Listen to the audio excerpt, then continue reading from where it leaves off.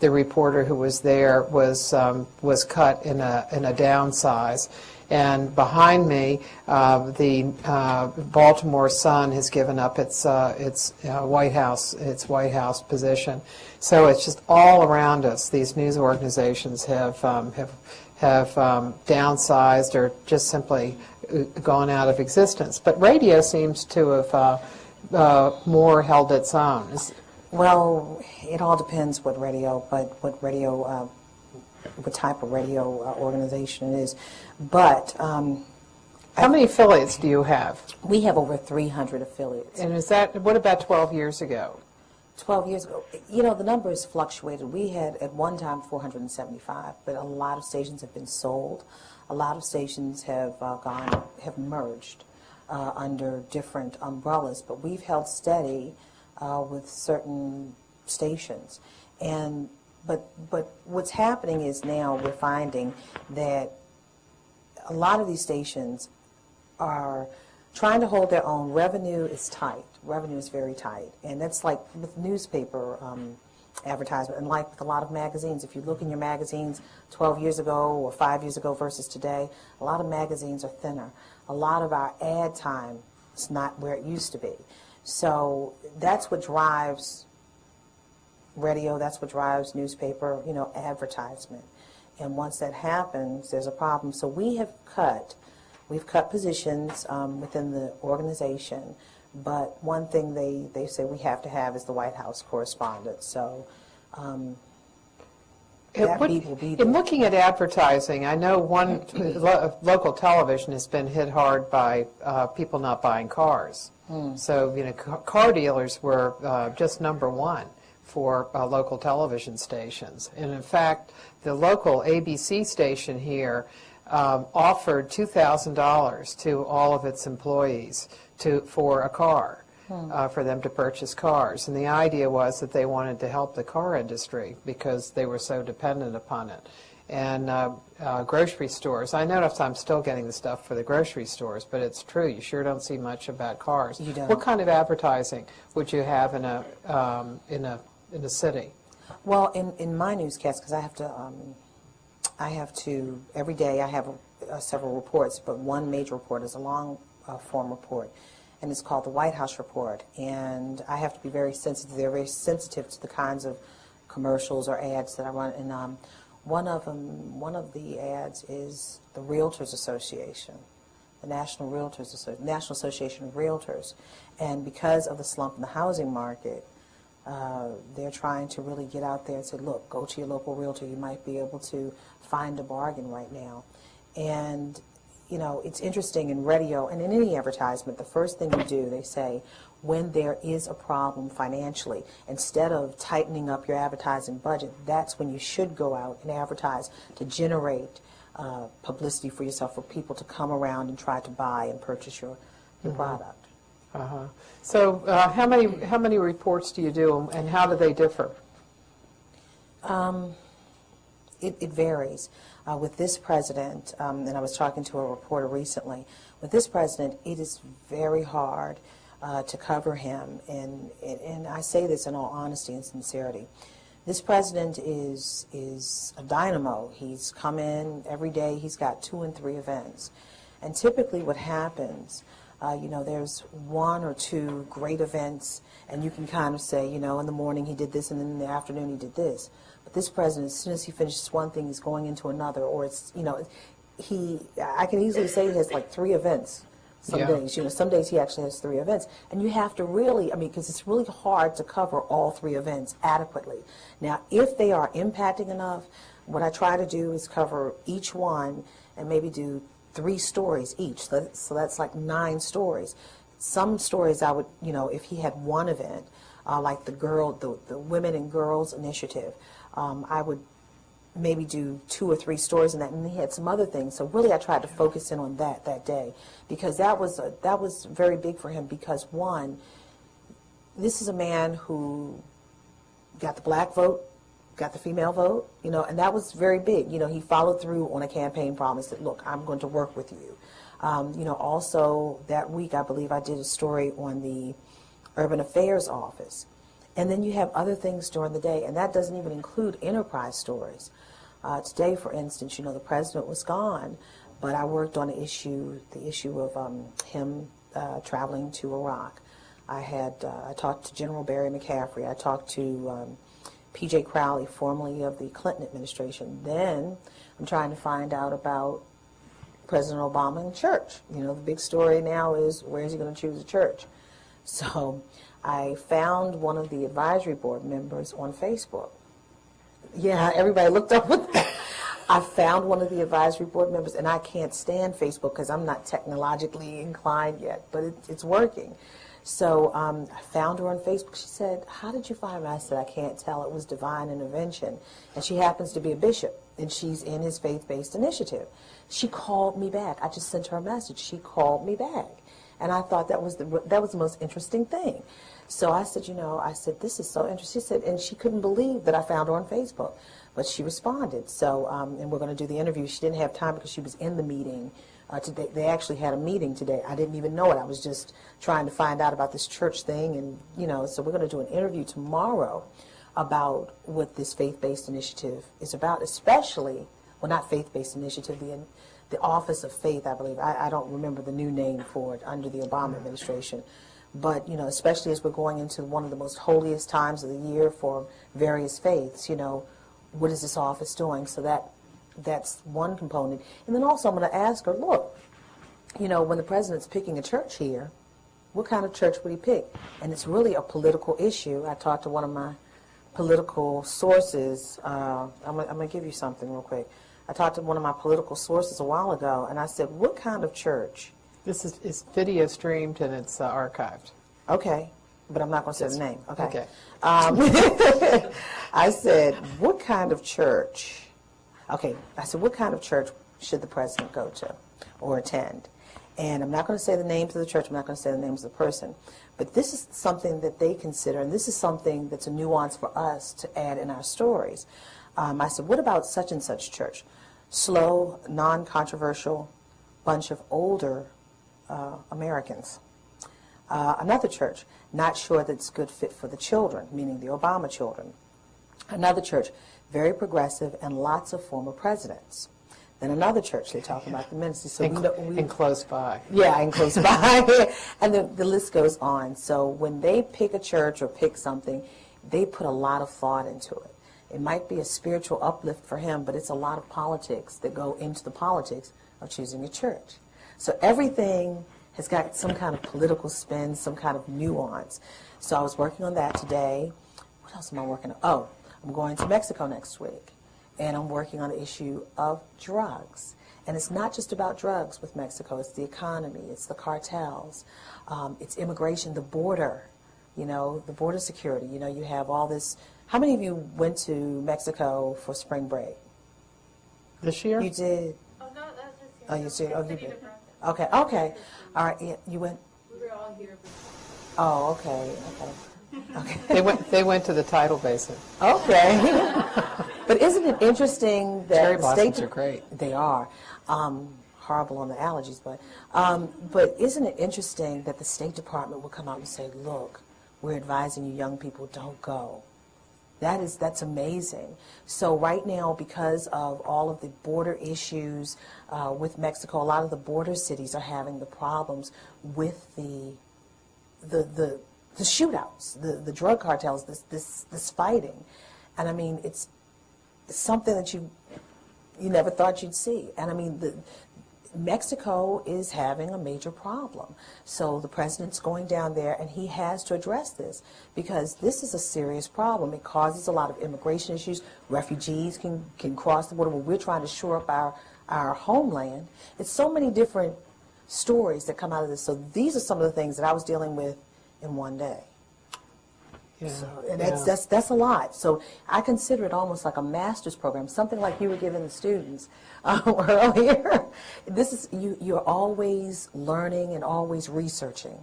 Every day is something new, and you have to always. I mean, your sources, talking to people, use new age technology. Who would have thought I would have found a source on Facebook and they would have responded? That was amazing.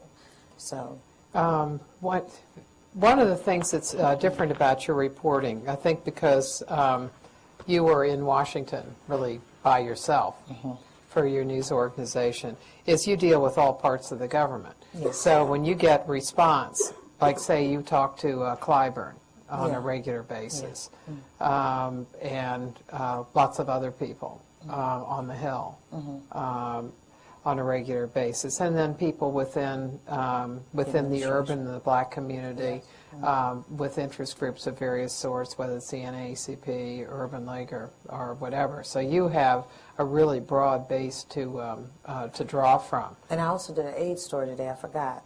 AIDS story. They just released $45 million for AIDS. We were talking.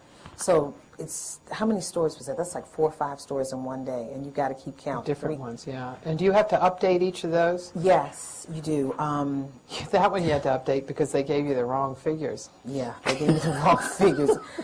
It was ridiculous. You have something on paper, you go back to check with the White House, and then somebody says, oh, no, this is the number. And I said, are you sure? And they went back and checked, oh, you were right all along.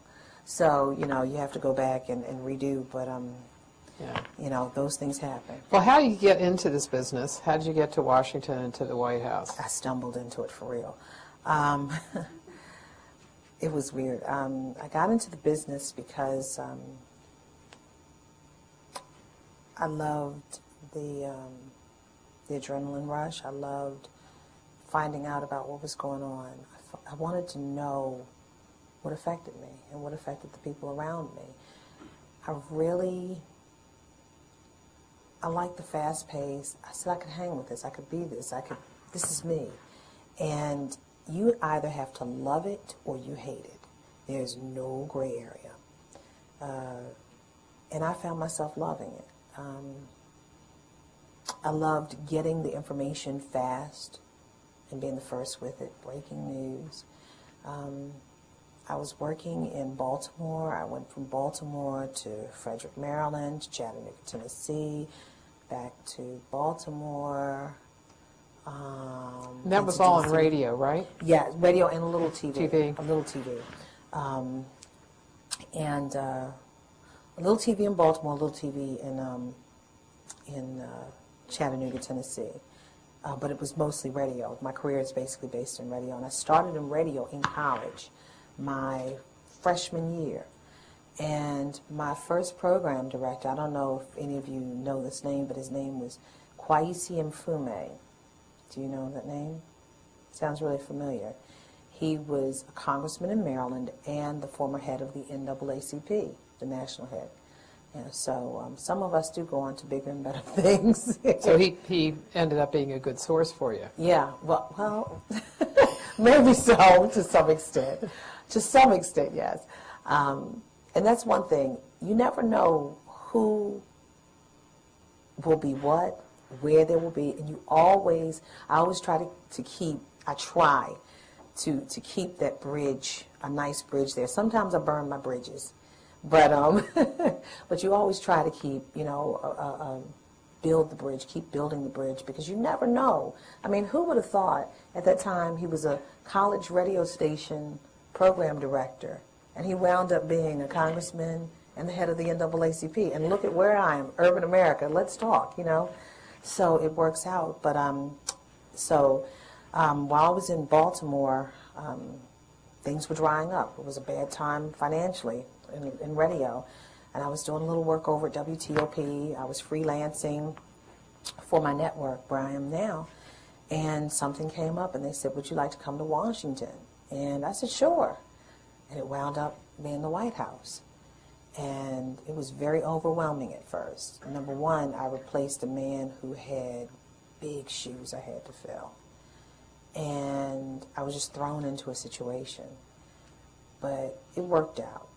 I mean, I remember wanting to quit after the first 6 months. And my mother told me, I remember her telling me, you have got to stay there for 2 years. I hate it. I said, oh my gosh. But it wound up that I stayed there 10 more years after that too. So. You did more interviews, radio interviews with Clinton than any other reporter. How did you get those interviews, and did they talk to you about that? and let you know that you were getting more interviews than anybody else? No, how I found out, because many of my colleagues were very upset in the basement that I got those interviews. And I wasn't in the pool at the time. I was not in the pool. And they were just making such ruckus. And they said, look, you're getting this, you need to be in the pool. And really, I guess it made sense, because I would have been upset, someone coming in, not putting in all this work that I'm doing, and they're getting all the benefits. But for Clinton, I had an audience. He was considered the first black president at the time. And Until South Carolina. but you know what? Wait.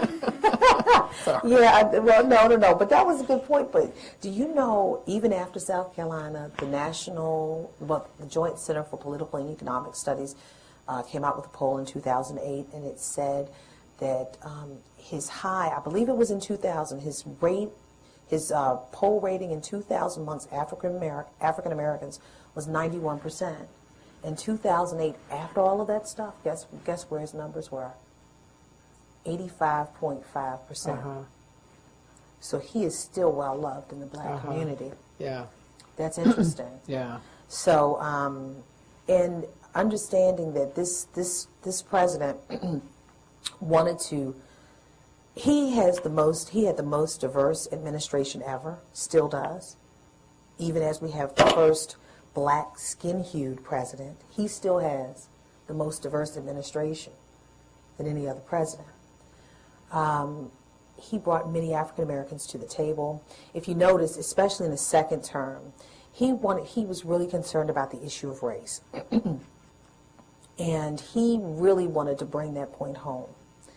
And he would always talk to me. They would conduct interviews, when he did this race initiative. I mean, we did interviews, I don't know, we always did interviews. And he wanted to put something out there, and he made news. And it worked for him. And he saw me as someone that he could put it out there, but I would ask the questions. I wouldn't beat him up, but at the same time I would ask him questions. 'Cause I remember asking him something on Afghanistan in one of the interviews. I mean, I've asked him on different subjects, but he knew that it was going to get out there. And they used me, and I guess it was a win-win situation. And that's everything has a political side to it. If we use her, what benefit are we going to get from it? If she does this interview. So I guess the benefits were great because I got the most interviews. And I guess I need to ask, what benefits were there? When you do an interview with the president, how long does it take? I mean, how long do they give you? And how do they arrange it? Like, if you do it in the Oval Office, how long do you wait beforehand? Do they bring you in, you have 30 seconds of small talk, and then 10 minutes of interview, and they toss you out? How does it work? With Bill Clinton, it was they bring you in, he would come in, or he'd be waiting. And you have a couple seconds of small talk, and you get right into it. We had they were always telling me 15 minutes, but it wound up being 30 minutes. Bill Clinton talked a lot. We used to say he had his monologues, not dialogues, but he talked a lot. I mean, he gave a lot of information. President Bush was very interesting. I had two. No, he was. I mean, I'm not saying that to be funny. We had two great interviews. The first, and I'll never forget this, on Air Force One, and I'm glad that I'm remembering this. We were on Air Force One, and we were going to New Orleans. This was my first ever interview with this man. Now, granted, he'd called me at press conferences, and I think he was nervous because Black America and George Bush did not have a love affair at all. Someone in the administration, and I'm not going to say the name, said this was a time that he could have rode in on his white horse with Katrina, and he failed. And I think that's when Black America really got upset. And then you heard all the Kanye West stuff. George Bush doesn't like black people. I had that response from Mrs. Bush on the plane coming back from Mississippi when she said, what did she say? That was a separate trip. Yeah, that was a separate trip. It was a separate trip. But she responded to Kanye West. I broke news with that after Katrina. And that was a very emotionally fraught day to see those people the victims of Hurricane Katrina in that place. And it was a church that we attended. It was interesting. So we traveled, now going back to my interview with President Bush, they had a dual interview on Air Force One in the Flying Oval. And I've been on Air Force One before, but I've never ventured down into the nose of the plane. And it was the most fascinating thing. He took me for a little tour. Did you ask him to take you for a tour? No. He took me for a tour. He even took me back. He showed me where their beds, these are like twin beds, are on the, yes, twin beds. They had these twin beds, and it's above the pilot on the nose of the plane. And I said, wow. You know, he said, and he was showing me that, and he was talking to me, and he said, and this is when, and I'm going to say, because we've said it before, it's been published. He said to me, he said, April, you know, I'm serious about this. He said, there needs to be more black members of the press in the press room. And he said, you know, I'm not pandering to you. I said, I know you're not. And I said, you told me this before. And when you look out into that briefing room, it's a couple of us. Out of 50 people, it's myself and maybe a couple others, you know. So that press room does not reflect the diversity of America. But anyway, I digress. Moving back. So while I was doing the interview with the president, and Hurricane Katrina is a very tense subject for the Bush administration. It is a wound that has not healed yet. And I don't think it'll ever heal. The scar tissue has not come formed yet. So while I was sitting there and I was asking him questions, I remember when we finished the interview, he went like that. He gave to the press secretary, because I think he was sweating bullets because he knew it was a very tough. It was a very tough situation. And here, this black reporter who's covering New Orleans, you know, and I remember getting in trouble. It was a big back and forth about Hurricane Katrina, because the president said, you know, April, when we come back, you know, 10 years from now, remember that? Mm-hmm. When we come back 10 years from now, we'll see, you know, the question was, how long will it take to rebuild New Orleans? And he said, when we come back 10 years from now, and then the White House got upset because people were saying that, and really, in essence, it really was, you know, he was saying, you know, it's going to take a while because the people of New Orleans, he gave it to them to fix. And you still have New Orleans, a place that looks like a tinderbox in some areas. You know, you still see, people are still taking tours, finding wood splinters of homes. The place has not been rebuilt. So it's a very sensitive subject for the Bush administration, and they know it. And I remember that when he gave the thumbs up, like, I passed the test. And it was just very interesting. And that was that interview. And in the last interview with Clinton, he let me sit in his chair at the Resolute desk, and he took my microphone like he was interviewing me.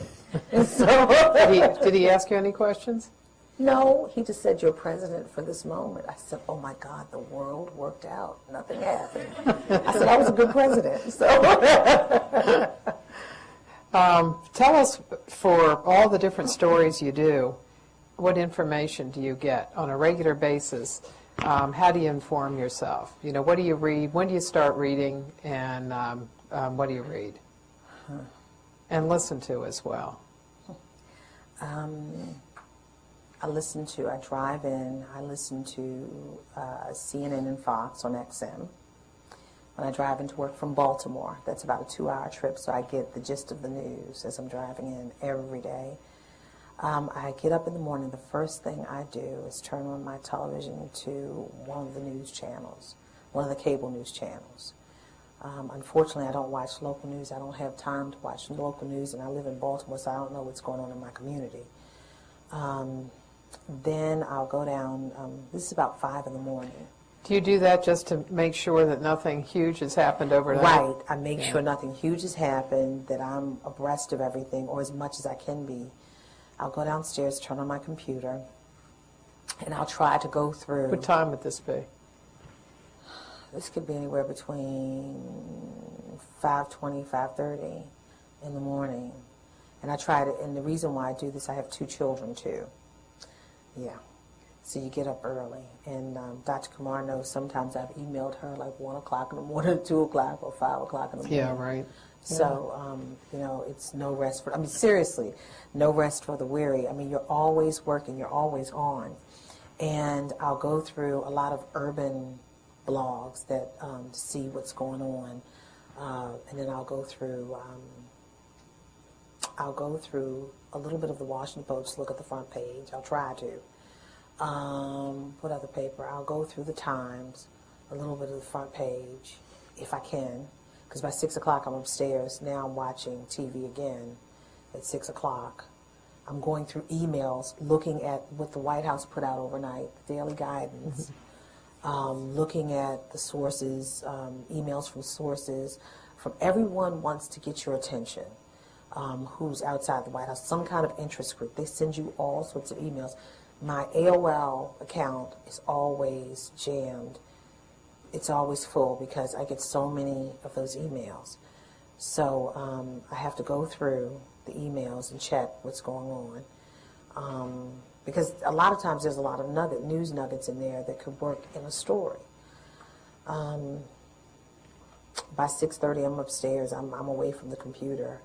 And I have my BlackBerry. I check my BlackBerry while I'm in the kitchen cooking. And really by 6:30, 7 o'clock, I'm away from the computer until I get to work, 9, 10 o'clock, what have you.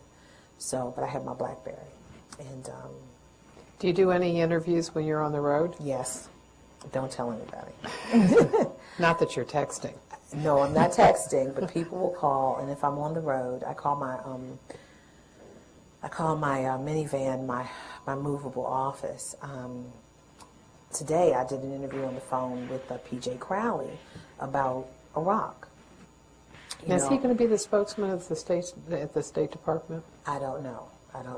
Well, we talked, so I don't know. But he said to me, he said, this Iraq issue for the president to go there, even though he's moving the focus to Afghanistan, it refocuses in on Iraq, as there are more issues that are going to come up with Iraq. They still have to build themselves up before we can, before we actually leave next year. Now, Crowley was the NSC press person in the Clinton administration, and then he went to work at the Center for American Progress and doing NSC kind of stuff. And then there has been discussion that he's going to be the spokesman at the State Department. Well, let's take some questions, and let's go to Towson first, and then we'll do you all go back and forth. Yes, ma'am. What has been your personal reaction being the first African American in the White House? What's my personal reaction? Seeing the first black president of the White House. As an African American who's 5 generations removed from the last known slave in my family, I am ecstatic, but it has its place and its time. I paused for history, but I have to view him as a president like I view any other president. Reporters have to hold him accountable, and I have to do that. Don't get me wrong. I love the fact there is an African American that is a president of the United States of America. And it's a very emotional and moving thing. But I can't look at that. I have to look at the fact that he is a president, and I have to question him. And I have to be fair to myself, to be fair to the American public, and to be fair to him, I have to ask him the real questions. And I have to be sincere about what I do. Thank you. Somebody here? Okay, let's start here first, and then we'll go. No, let's go all the way in the back for a minute. Okay, I like the back in people. front. Then you'll be. She and I feel close to her because she's in the back. Throw your voice really loud. It seems you have a lot of personal relationships with the presidents that you've covered, and I was wondering how you kind of maintain your distance and maintain your objectivity in covering these presidents. Well, they know I'm going to ask. Bill Clinton used to always say he hated calling on me because I would get him in trouble. Because I'd ask the questions that they weren't necessarily prepared for. And not only that, he would have to really, you know, when you deal with the front row, they kind of know the news of the day that they're going to ask. What did Joe Lockhart say? Joe Lockhart said that they were kind of a hyper-aggressive group that moved in mass. I'm kind of weird. I might move Joe in mass. was a press secretary Yeah. for Clinton. He was the third press secretary. Yes. I move in mass sometimes, but then other times I'm like, hey, forget the group. I'm going to go off on my own. So, you know, and Bush knew that. But Bush also knew, I'll never forget, we were in Jackson Place when they moved us out of the White House for a moment, and he was having a press conference in Jackson Place, and someone had asked on Katrina, and I was in the third row, and he said, April, I know you have a follow-up, and I sure did. So, you know, sometimes they know, and sometimes they don't. I mean, like when I can remember Africa, there were issues of the Sudan, and the president was glad that I had asked that. But I also asked the question. I was the first one to ask him this question about the recession. And he said to me, it was February 2008. I had an interview with him in the Oval Office. It was after this Africa, he got this big award for all his efforts in Africa. And he said to me, now I asked him, we talked about Africa, but I said, Mr. President, is this country in a recession, or are we going into a recession? And he said, no, we are not in a recession, and we will not be going into a recession. We were in a recession at that time. And then I asked him again, I asked him in April, and I asked him at another time, and I said, you know, Congressman James Clyburn said something, as a man thinketh, so is he. And I said, American public is thinking we're in a recession, you know. And he said, what did he say? He said, I can't help what people think, but we're not in a recession. We're here. So, you remember that, don't you? Yeah. I do. So, but they expect, and they know that I may ask a black question. They know that that's my focus, but I could ask a question about Black America, but I can also ask a question about the world and America. So, you know, sometimes they can pin me down, and other times they can't, and you always want to keep them guessing. Although, on the other hand, if you are predictable, then if you've been asking a particular question in the briefing room, or there's an issue you're interested in that's up that day, the likelihood that you might be called on would be greater. For example, in the last press conference, Oh, yeah. I didn't get a question. there was but you may have been on the list. There was a question that was asked by a person from Univision. Yes. They called on her, and that day they had Obama had issued something that dealt with border security. Yes.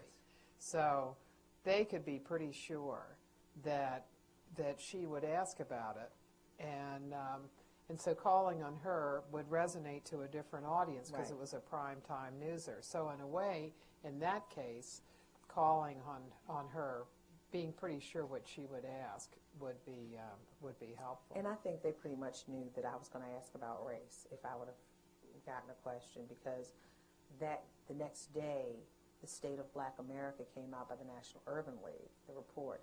And the report was something like this: there's a tale of two Black Americas, one of pride for the first Black president, and the other of wide gaps, socioeconomic gaps along the spectrum. So I think they would have known it would have been something like that, because there were actually two race questions. One definite race question and one that was poverty, but it kind of led into the urban agenda. Towson? Mr. Ryan, you keep sorry, I really like that. Making the distinction between Black America and mainstream America. Do you think that making a conscious decision to separate these two Americas is kind of perpetuating the separation, or do you think it's important to highlight the differences?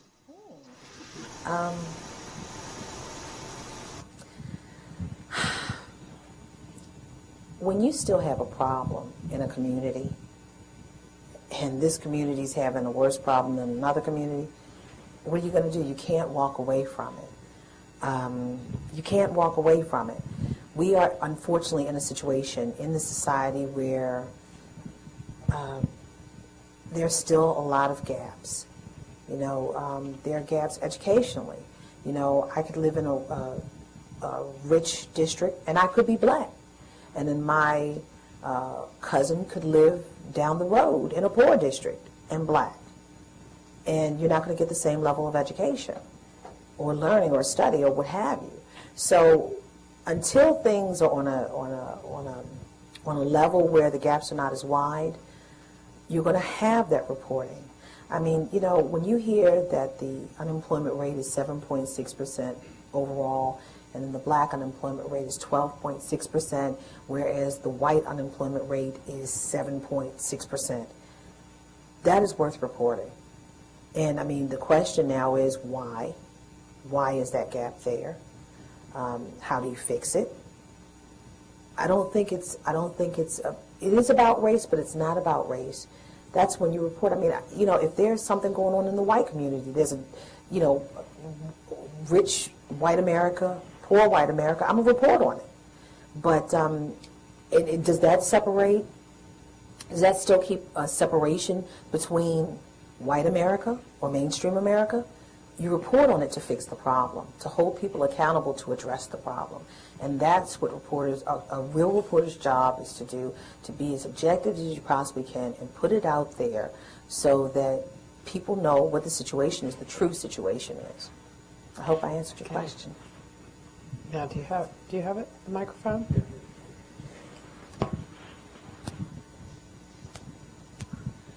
You said that you write 4 to 5 stories a day, and I write for the Daily Bruin at UCLA, and we consider 2 articles a week, like, a lot. So I was just wondering how in the world you get that done, and on top of going to all the events that you have to go to as well. It just seems like, how do you write a complete article or story? How do you write a complete sentence or have a complete thought on it? You know what? I have gotten to the point, because this president has a tendency to just, everything is up and down. I said, you know what? You know, it's better to be in the room sometimes because you see the nuances.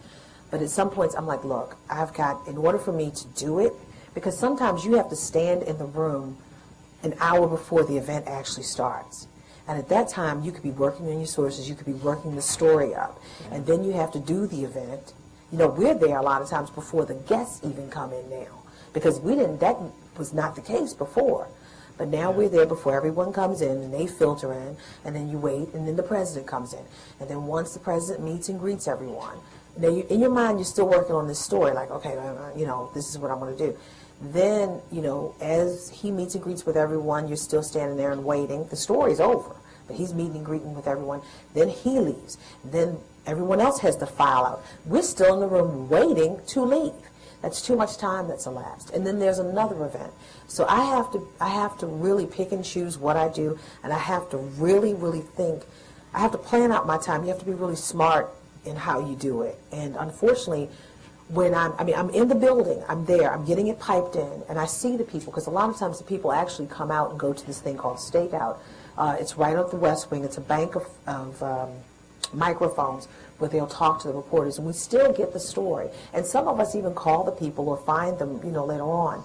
But there's several ways of attacking them. But when you've got news stories coming in all the time, you have to really watch how you do it. And I get the story, I type it up, I write it up and edit it, put my voice to it, do 3 or 4 of them, and then try to get it out, send it remotely through my remote connection to my company in Pittsburgh. And then I'm gearing up for the next story or the next event or the briefing. So, I mean, there are so many different components to the day, and you just really have to figure out how to plan it. And I'm telling you, that those 2 stories, you're going to be like, oh, that was a breeze when you look back. Do you ever think that you don't cover a story like justly enough or give it enough coverage, or are you unsatisfied ever because you have such limited time? For me, I have 35 seconds, and I have to say a lot, 35 seconds. I don't have time for a lot of fluff. I have to get right to the meat. I've got to get the impacting stuff. I try to pick out the most important things. And if I don't put it in that piece, I'll put that other nuance in. That's why we have several different angles, you know. I'll put that nuance that I didn't get in this piece in the other one, you know, but it's the same story, but it's got a different angle.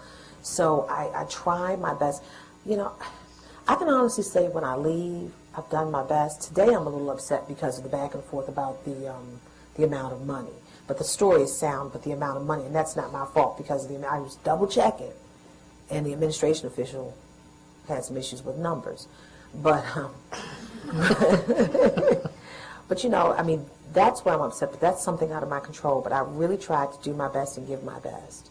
I really do when I come to it. I try my best. Thanks. Towson? When you came to class last semester, you had a number of predictions about how the Obama administration would pan out. It was right after the election. Did I hit any? Well, actually, I was going to ask you, what were you surprised about? Because most of your predictions were about the press room, where I don't go, obviously. So, what were you right about? What were you wrong about? Could you remind me about my predictions? I'm glad that you one that stood out in my mind was you said that a lot of the major networks were sending African reporters to the press room. I believe that's what you said anyway. You broke up. You broke up there. So go back on the prediction. Right. Got a reminder. That's okay. As I recall, one of them that you said was that a lot of the major networks would start sending African American reporters to the press room. Yes. Because that would work better for what they were going for now with the new black president. But then just a few minutes ago, you said there were actually only 3 now in the press room. So were you wrong about that, or was it just something that hasn't happened yet, or what do you think? You know what? CNN did. Yeah, CNN did. A lot of these, and you know, the New York Times, Helene Cooper. Yeah. She's there. There are a couple other. Fletch, but he's been there before. Yeah, Fletch has been there before. The Washington Post. There's a little bit more, and unfortunately, there was a hypersensitivity when this first black president came. Everybody was talking about, oh, we're going to have black people coming in. You know, all the black people that came in, it was the black media primarily, the specialty media. But I think at the end of the day, so you have Suzanne Marveau, you have myself, you have Dan, you have Wendell Goler, you have Fletcher, you have Helene Cooper. That's 5 right now that I can remember off the top of my head. And then you got a lot of other ones that don't have seats that are sitting in the back of the room. There are a lot more African Americans that come. Oh, and Darlene Superville from AP. Mm-hmm. Yeah, so that's 6. Now those are for the major organizations, or the organizations that have seats and who have space in the White House. But you do have a lot more African Americans that come. There are a couple people, I don't know who they're coming for, but they're some TV people, but I don't know who they are. But as far as the major organizations, they come in an intermittent basis. Yeah. So they might be there every couple of weeks or something like that. Yeah, but some of the organizations did add some people, and some of them they brought back people who are of color and added some people. So I thought it might have been more, but you know, it is what it is. And unfortunately, you know, I think we need to stop looking through the eyes of race and just say, look, do it because it's, you know, because this person should be there. But unfortunately, you know, it is what it is. What hasn't changed on a daily basis is the number of people who are asking questions that deal with the black community or with urban America.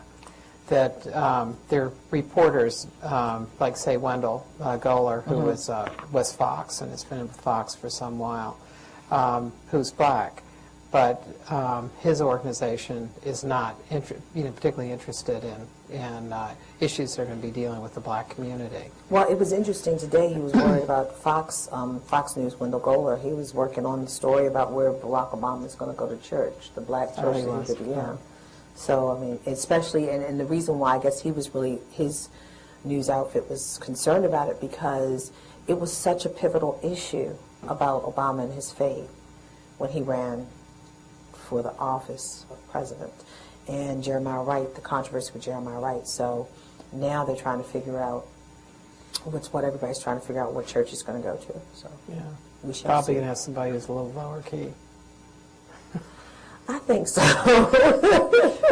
I think that's a very good Did you predict the number of people, Brian, when she was there? You can be the truth teller here. Did she talk about how many additional people there would be coming to the White House on a regular basis in the briefing room? I don't think we talked about that. In the Bush administration, in the last year of the Bush administration, everybody was out on the road. News organizations, were underfunded, and they had a super race. So what happened was that there were just not a lot of reporters that were there. So in the press secretary's briefing, you might have had, 25 people when Dana Perino was doing a briefing. When Robert Gibbs was doing his briefing, when he started out, there could be 160 people in the room, and it's gone down, but it's still, it's under 100, but there are 49 seats, and those 49 seats are filled, and then there are people around, so it's still, it's very definitely a news magnet. Even if it's very long, because one of the problems with the day, too, is that his briefing can last an hour, pretty close to an hour, and he can be late. They gave a 2-minute warning recently, and it was 45 minutes before he came. So television people were really upset about it. But that adding of time means that, like, April has to do a story elsewhere. Obama's late as well, so when he has 3 or 4 events, to put in extra time, half an hour, 45 minutes, is a lot, has a lot of impact on how people do their reporting. And it's very frustrating. We kind of grumble amongst ourselves down the way. It's very that particular day when he was 45 minutes for the 2-minute warning, people were, they certainly piped up. Somebody here. Okay.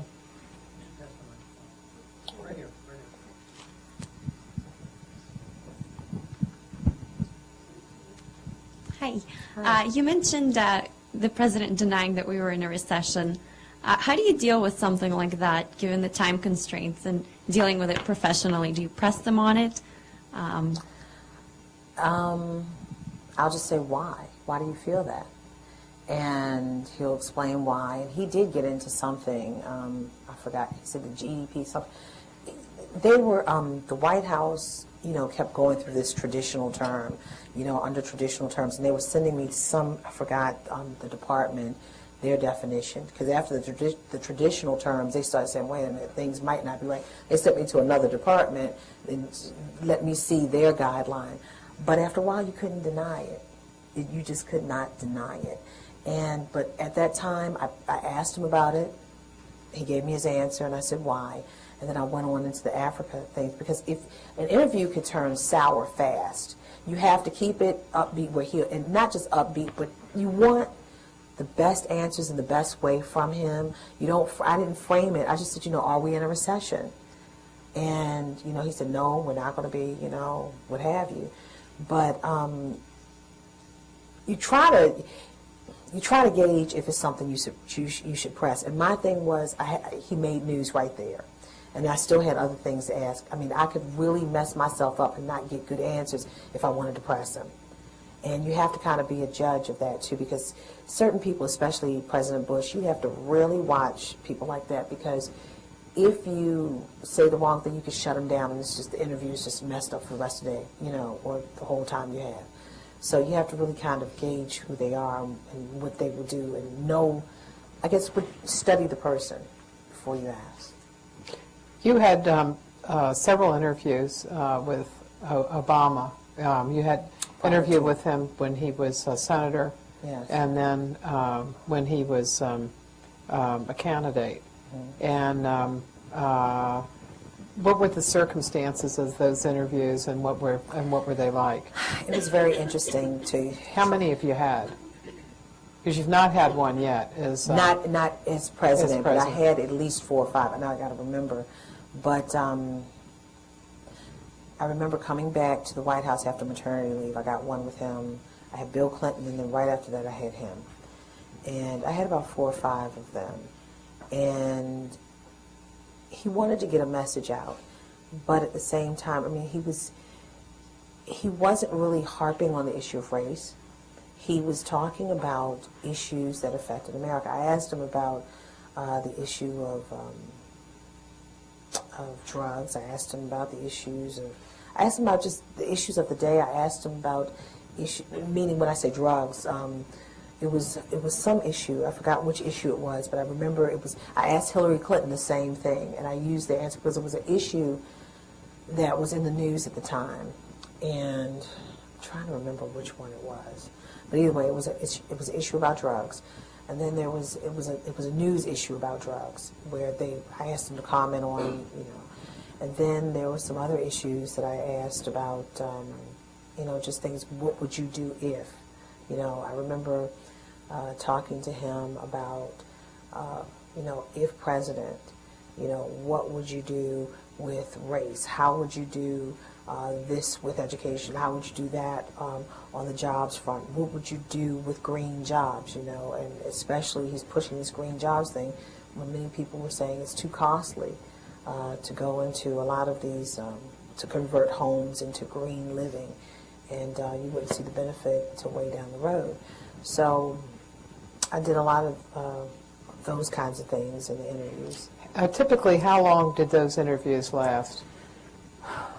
About 15 minutes. And would he be doing a whole series of them? Yes, he did. And so that, they sit down and they just do them? A phone chain. He'd be on the phone, and they just pick up. Did they have a staff person who says, okay, this is your list, and this is the person you're going to be talking to? I believe that was the case, because I remember the last interview he had, it was Thursday before the election, and it literally, I was supposed to do the interview, I think, like 9 o'clock or 8 o'clock or something like that.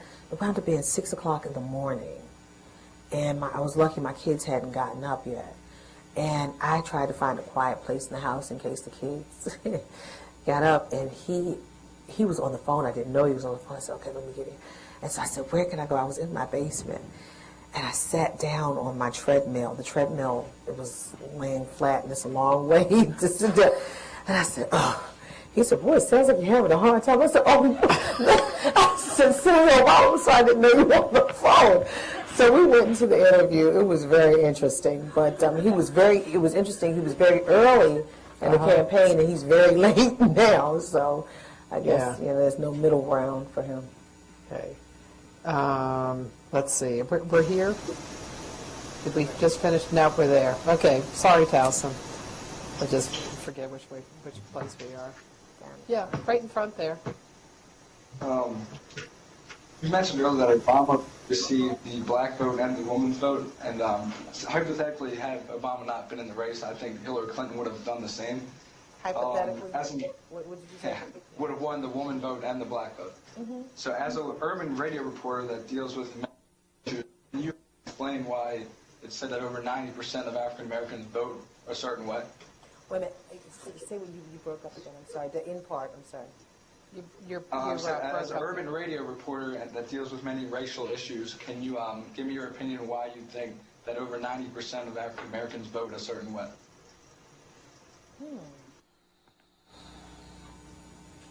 That's interesting.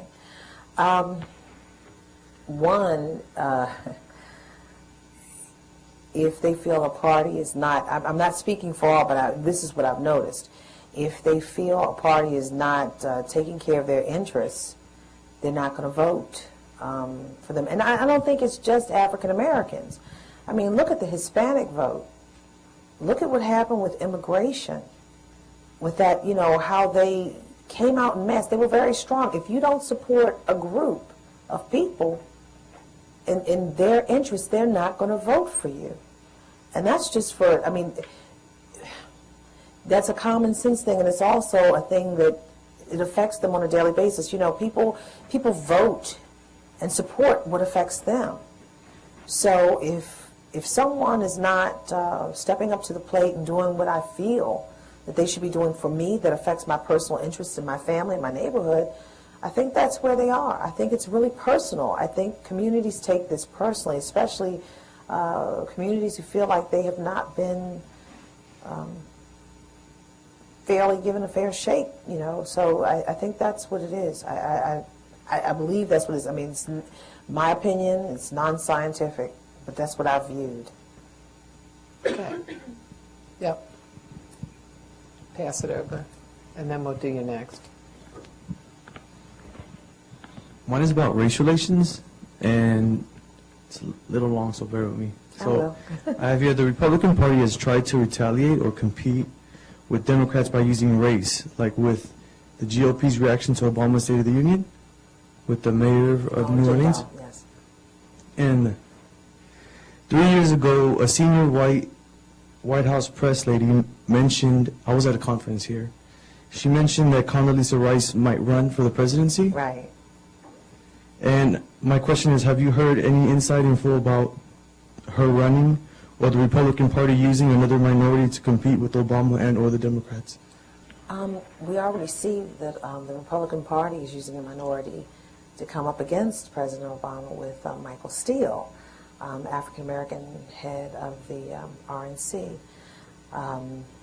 Now, as far as Condoleezza Rice, I think that was a while ago that they were floating the idea, but it didn't work because of her views on abortion and her views on affirmative action.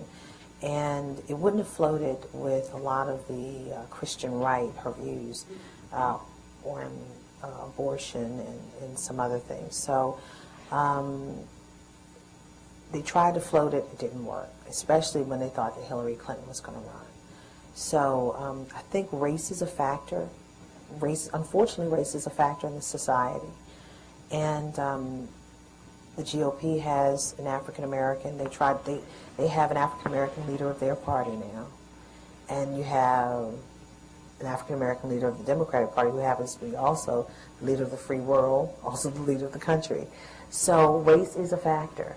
But we'll see how it plays out. I don't know how it's going to play out. It could, it could work out for the best. You never know with the situation, or it could work out in reverse. We'll see. Has there been an effort by the Republican Party to recruit black state legislators or office holders to run for House seats or Senate seats? Oh yes, there's a big effort. There's really been a big effort. I remember during the first term of the Bush administration, they were so happy with their numbers of the black vote. I'll never forget, J.C. Watts was outside, former congressman, Oklahoma congressman, Republican congressman, African American. And I remember him at stakeout one day outside the White House at the Bank of Microphones. He said something to the effect, oh yes, I'm looking for 40% of the black vote. And I thought that was very odd. The next time, they ran for president, and, the Republicans tried to run for president. And it was very odd to go from the numbers that they'd gone up in number, but... Was that after 2004? When he got in 2000. No, this was the first Before term. uh-huh. Yeah, this was the first term. So it was just very interesting because the second term, they weren't going to get it after Katrina. And, this was maybe just before the University of Michigan amicus brief decision when he said this. So, and that started turning the tides. President Bush was against any kind of favoritism for the University of Michigan, race-based favoritism for students to get scholarships into the university or get into the University of admissions into the University of Michigan. And that really caused a lot of ruckus within the black community. And but to his credit, he was the first president to ban racial profiling on a federal level. But you don't hear much about that. Okay. Towson?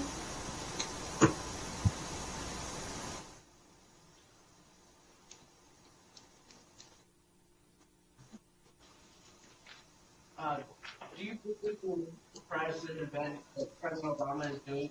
Do you feel like there's... You're breaking up, so I don't know if you have to go more slowly or get a little farther away from the microphone. One of those.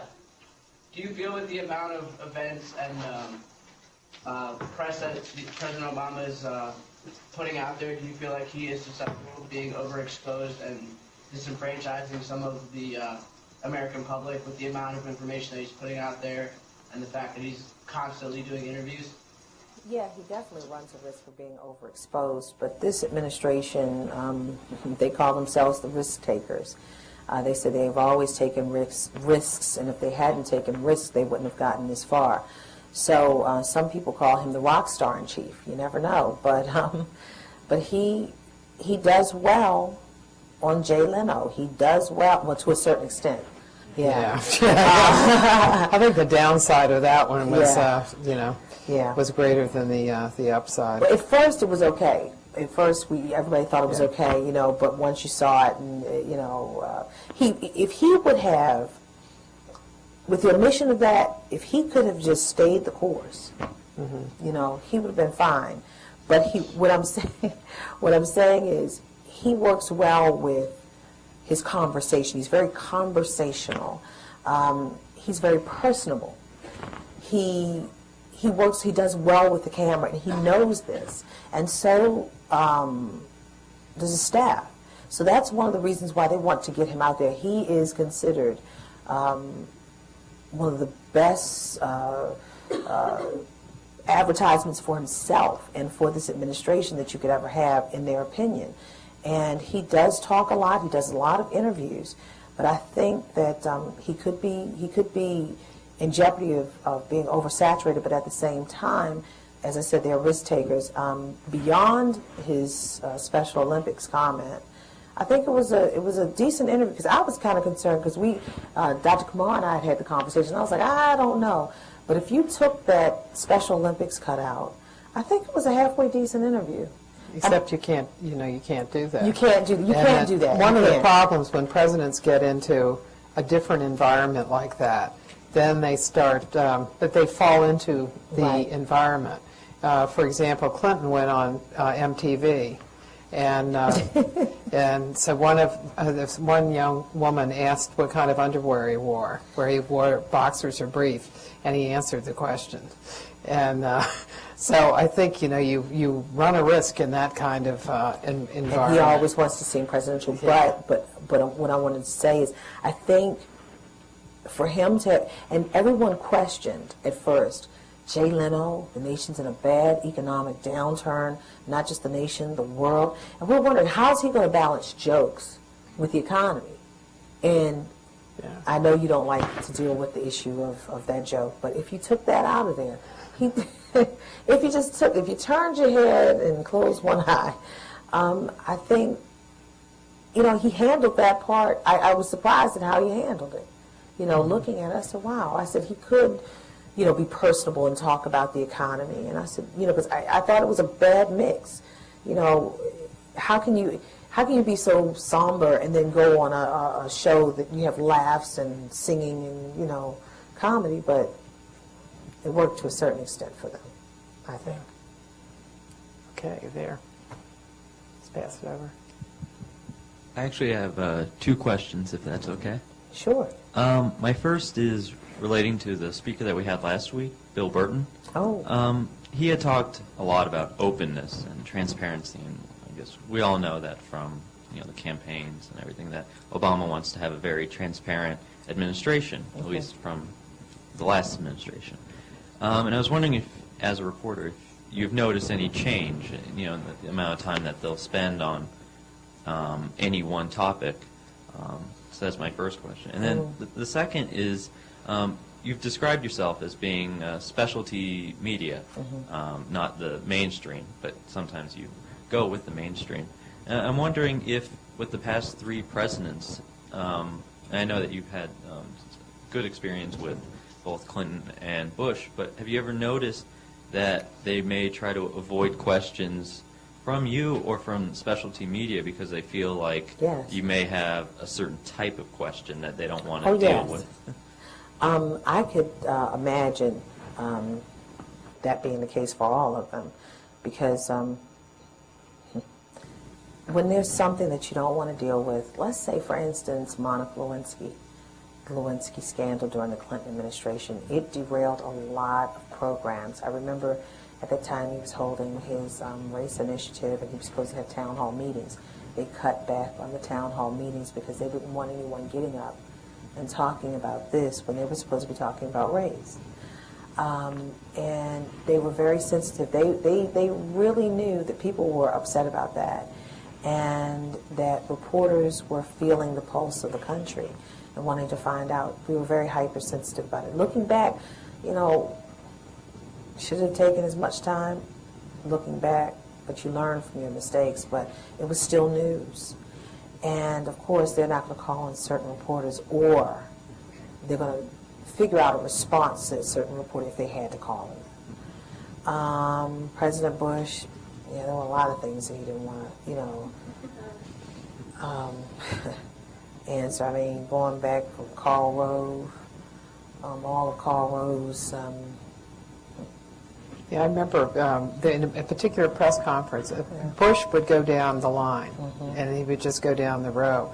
And Dana Milbank was the White House correspondent, and he had written an article in the Post that I think it was a front page one too, and the headline on it was "Taking Liberties with the Truth." And it was just a few days later that Bush had a press conference, and it was in the old executive office building.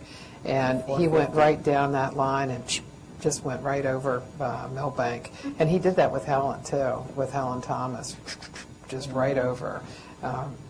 Every now and then he would call on her, and then he always regretted it.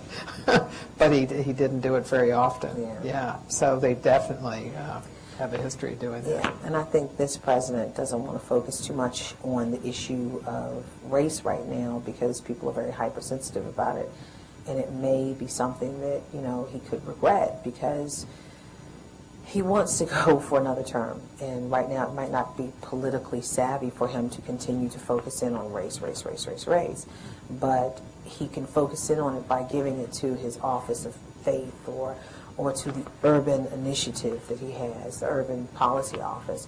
So instead of directly dealing with those questions. So you kind of gauge what people are going to ask or kind of feel what people are going to ask, and you pick according to that.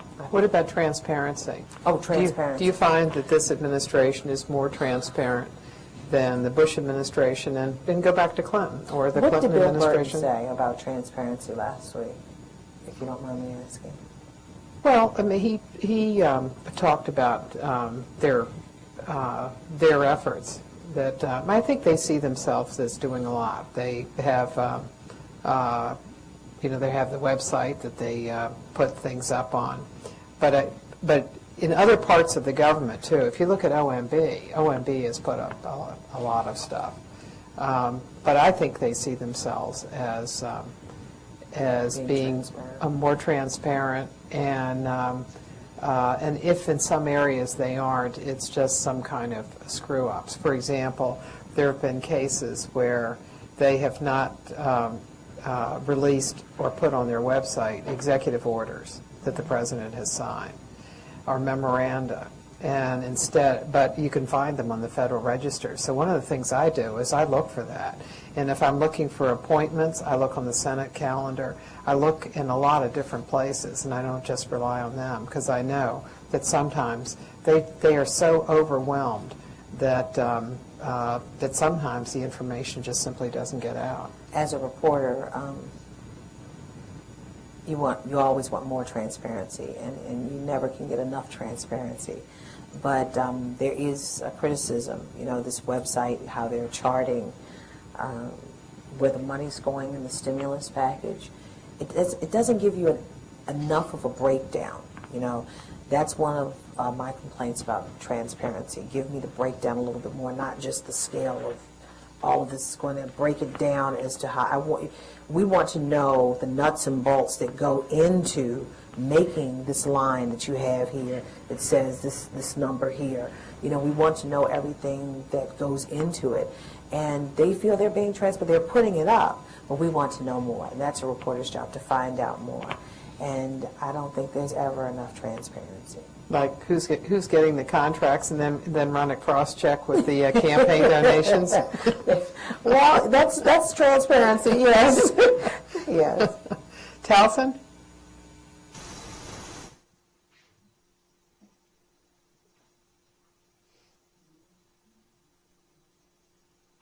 To move into another point, do you as a reporter and journalist see yourself as a check on the government and as an essential part of it that keeps it in line?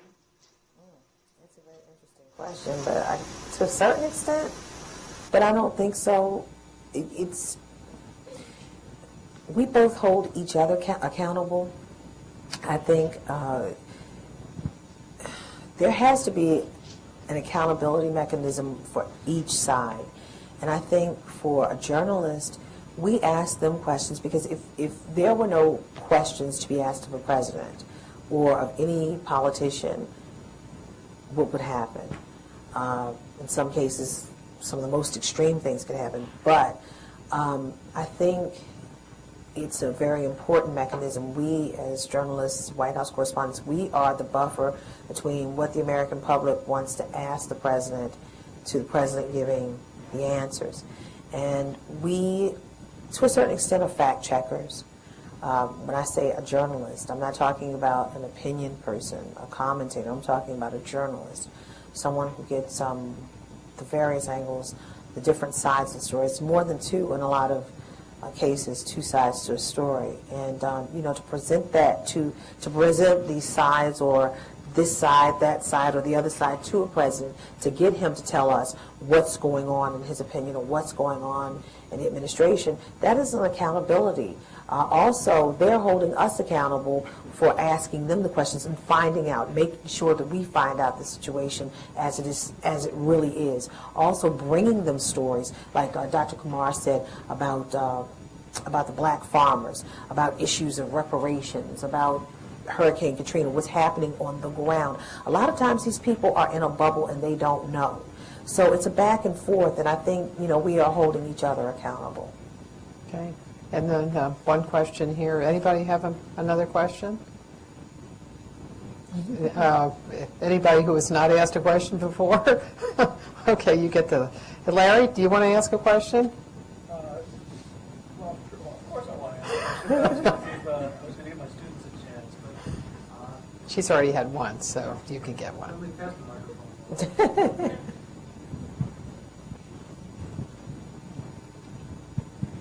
You'll have the last one here. The last Actually, question. this has been very interesting, and thank you very much for being here. Actually, it's just when you were talking about the Clinton and the Bush presidencies, the comparison between them, particularly their relationship with the black community. Could you talk a little about why you think President Bush, pre-Katrina, that is, in the first 2 years of his administration, for example, I mean, he really had, through his appointment process to the cabinet, in particular Colin Powell, Condoleezza Rice, he probably, you know, did more in terms of the appointment of African Americans to key positions in an administration than any previous president. President Bush. Mm-hmm. But he never got any credit for it. There was no resonance in the black community, whereas President Clinton would always get credit for it. And I'm just curious what's your take on that, and how you might explain it, because it's something that's always puzzled me, pre-Katrina, that is, in particular in the first 2 years of the administration. You know, it was interesting. A Democrat, a high-ranking Democrat told me that it would have to be a Republican to make these major moves, and it was President Bush. Now, it's interesting, in the black community, a lot of people gravitated to Colin Powell. They really loved him, they liked him, and they admire him. Condoleezza Rice, they were, you know, okay with. They recognized her, and they were proud of her being African American, but they did not espouse the ideology and the thoughts of President Bush. So therefore, yeah, you're there, but, you know, are you really one of us? And that's been a concern with African Americans when it came to the Bush administration. Are you really one of us? Because some of the things that the University of Michigan, you know, also the issue of a slavery apology. He said, no, I'm not going to apologize for slavery, because I was dogging Bill Clinton about that. And we went to Africa. And you know, it's so interesting, even with all of what George W. Bush did for Africa, he did more than any other president for Africa. And he still, you know, he received awards. And yet and still, as you say, a lot of credit is not given to him. But I believe it is the perception, or is it the reality, that, okay, he may have done this, but did he really help us? Is he really working with us? So, I don't know. And you know, and it's interesting also, in a conversation, a private conversation, another private conversation I had with him, you know, when I talked to him, I said, why didn't you go out on the road and go into the black community and talk to them, you know, like you're talking? He said, you know, April, he said, I know why African Americans did not vote for me. I said, why? He said, because of my dad. You know, I'm a Republican. I was the governor of Texas, which is considered a racist state. My record on capital punishment. So he understood, and it was almost, it was like, you know, no matter what we do, it's not going to be enough. It was almost like that, wouldn't you say, Dr. Kumar? Yeah. And there were people in the administration, because I asked them about Africa, why he had not gotten the credit for Africa. And there were aides that said that it was counterintuitive, that people just assumed that that he was not doing, that he wouldn't really do anything for the black community, and there was no way that they could get over it. And they knew that they would never be able to get over that hump. But they also said that one of the reasons was that that news organizations had cut back enormously their foreign coverage, and like on television, which is what they were interested in, that on television you had a shrinking news hole for foreign policy coverage, and all of it was going to Iraq. And then the fact that they often didn't cover what was going on in Africa, that he wouldn't get any credit for it that way either. And I'm not touting one president over another at all. I'm not touting one. But it's just interesting to hear a president of the United States basically tell you why he knew, you know, what the black community would do or how they thought of him. And then at the same time, you know, as Dr. Kumar said, you know, he's doing all this for Africa, but at the same time, too, you have, now this is after Katrina, you got Hurricane Katrina, you know, and you've got the amicus brief, you've got Hurricane Katrina. He's, you know, his fight with the NAACP, ultimately he did go to the convention, but it was not a Cinderella story for him with the black community through his 8 years, so, and he knew it. But could he have done something else differently? Yes, of course. Could Katrina have been his saving grace if he would have? Yes. That was his time to ride in on a white horse, like that person said. And it was not necessarily him at the beginning, it was his people underneath you. Sometimes you're only as good as your people. And some of them were out of the country, and it was vacation. And I still am boggled by what happened there. Okay, thank you very much, April. Thank you, Dr. Smart.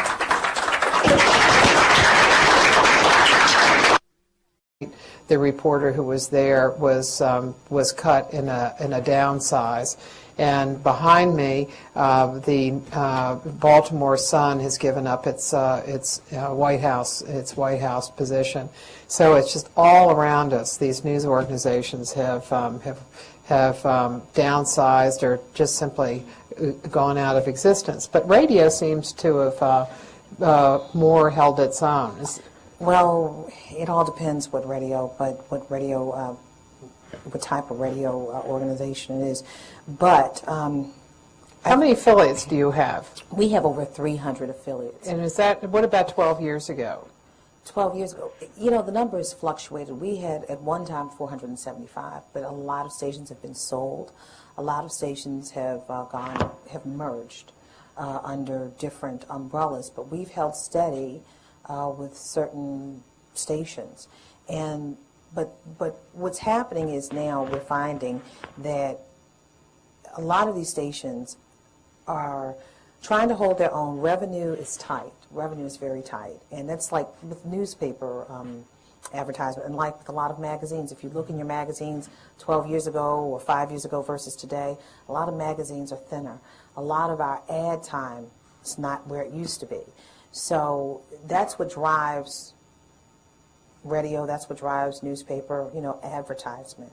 And once that happens, there's a problem. So we've cut positions within the organization But one thing they say we have to have is the White House correspondent. So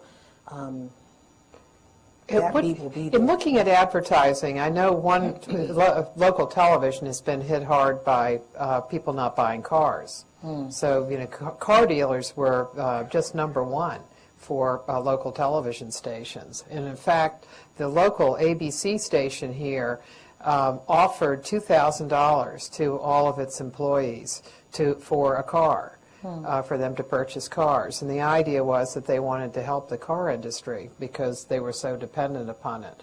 And grocery stores, I know. What kind of church, okay, I said, what kind of church should the president go to or attend?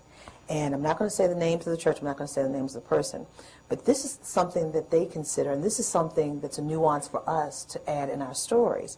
I said, what about such and such church? Slow, non-controversial bunch of older Americans. Another church, not sure that it's a good fit for the children, meaning the Obama children. Another church, very progressive and lots of former presidents. Then another church, they talk about the ministry. So and close by. Yeah, and close by. And the list goes on. So when they pick a church or pick something, they put a lot of thought into it. It might be a spiritual uplift for him, but it's a lot of politics that go into the politics of choosing a church. So everything has got some kind of political spin, some kind of nuance. So I was working on that today. What else am I working on? Oh, I'm going to Mexico next week. And I'm working on the issue of drugs. And it's not just about drugs with Mexico. It's the economy. It's the cartels. It's immigration, the border, the border security. You have all this. How many of you went to Mexico for spring break? This year? You did? Oh, no, that's just here. Oh, you did? Oh, you did. Okay, okay. All right, yeah, you went? We were all here. Oh, okay, okay. Okay.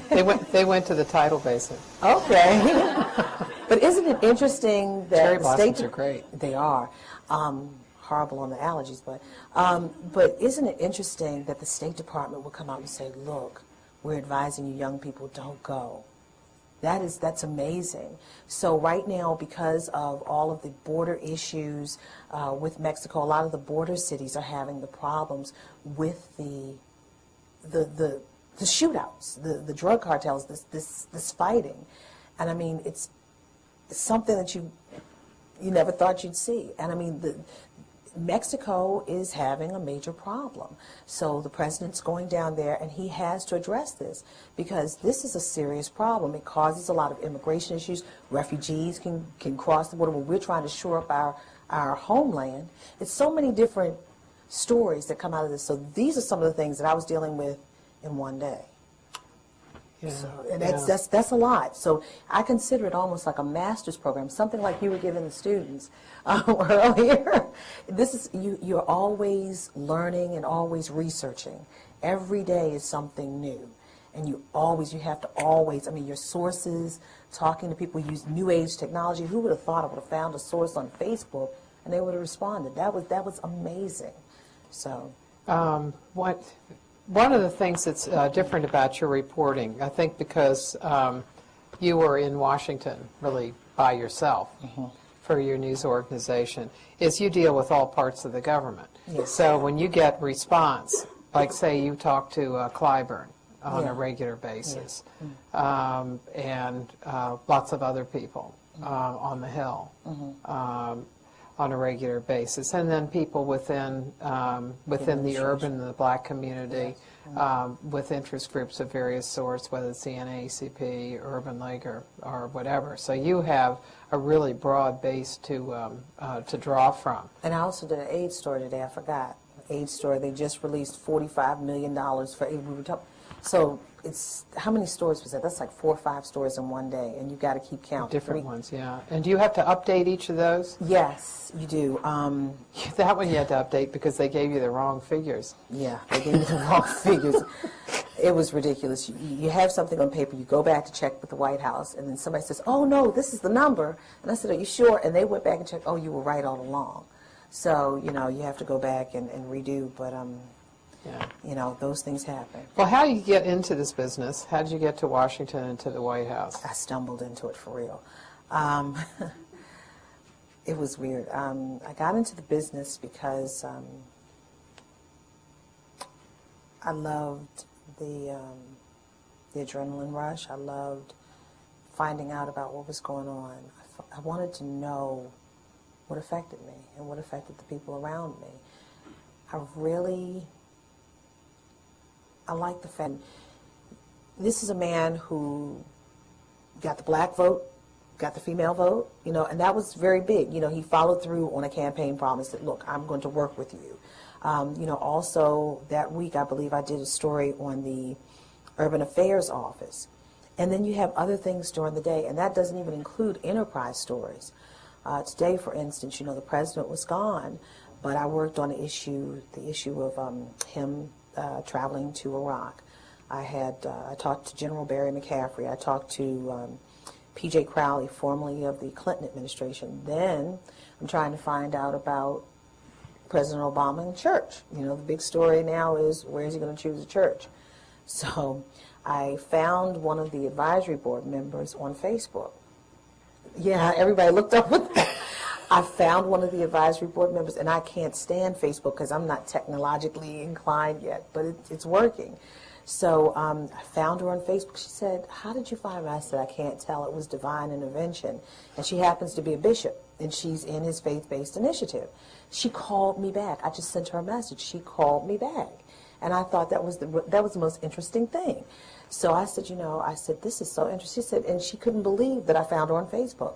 But she responded. So, and we're going to do the interview. She didn't have time because she was in the meeting today. They actually had a meeting today. I didn't even know it. I was just trying to find out about this church thing. And, so we're going to do an interview tomorrow about what this faith-based initiative is about, especially, well, not faith-based initiative, the Office of Faith, I believe. I don't remember the new name for it under the Obama administration.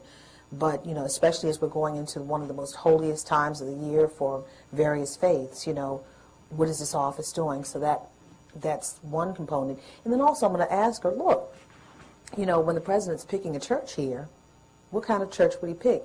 And it's really a political issue. I talked to one of my political sources. I'm going to give you something real quick. I talked to one of my political sources a while ago, and I said, what kind of church? This is video streamed and it's archived. Okay, but I'm not going to say the name. Okay. I said, I'm still getting the stuff for the grocery stores, but it's true. You sure don't see much about cars. You don't. What kind of advertising would you have in a city? Well, in my newscast, because I have to every day. I have several reports, but one major report is a long form report, and it's called the White House Report. And I have to be very sensitive. They're very sensitive to the kinds of commercials or ads that I run. And one of the ads is the Realtors Association, the National Association of Realtors. And because of the slump in the housing market, they're trying to really get out there and say, look, go to your local realtor. You might be able to find a bargain right now. And, it's interesting in radio and in any advertisement, the first thing you do, they say, when there is a problem financially, instead of tightening up your advertising budget, that's when you should go out and advertise to generate publicity for yourself, for people to come around and try to buy and purchase your product. So how many reports do you do, and how do they differ? It varies. With this president, and I was talking to a reporter recently, with this president, it is very hard to cover him, and I say this in all honesty and sincerity. This president is a dynamo. He's come in every day. He's got 2 and 3 events. And typically what happens, there's 1 or 2 great events, and you can kind of say, in the morning he did this, and then in the afternoon he did this. But this president, as soon as he finishes one thing, he's going into another, or it's, I can easily say he has like 3 events some days. Some days he actually has 3 events. And you have to really, because it's really hard to cover all 3 events adequately. Now, if they are impacting enough, what I try to do is cover each one and maybe do 3 stories each. So that's like 9 stories. Some stories I would, if he had one event, like the Women and Girls Initiative, I would maybe do 2 or 3 stories in that, and he had some other things. So really, I tried to focus in on that day, because that was very big for him. Because one,